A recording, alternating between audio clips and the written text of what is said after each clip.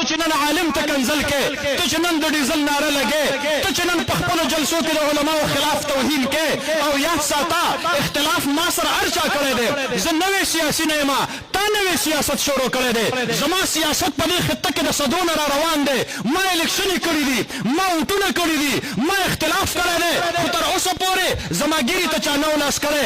عمران خان صاحب تا زما د نوي کل داسې تربیت وکړو چې مقتدیان را پاسي او په دیر کې د مفتي طفیل صاحب د مخ نه ګیره راوباسي.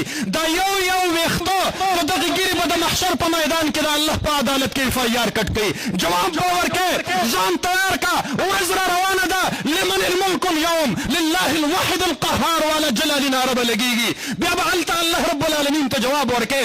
ما سره سیاسي اختلافات خلقو کړي، خو تر اوسه پورې زما جومات ته پیزار په خپو باندې خلق په نارو په چغو په سورو باندې نه ورننوتلي چې زما د جومات کړکۍ او روشندانونه یې مات کړی وی.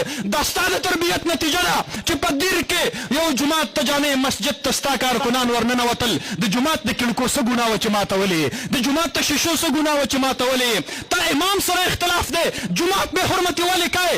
تا د سیاسي اختلاف په وجه باندې مسجد نبوي شریف تا معاف نه کو. تا چې د پاکستاني وفد خلاف نارې لګولې، تا به د سعودي د جدې په ایرپورټ باندې لګولې وې، تا به د هغې په هوټل باندې لګولې وې، خو تا به د مدینې د جانان خواته بېهوده نارې دا به دې نه لګولې.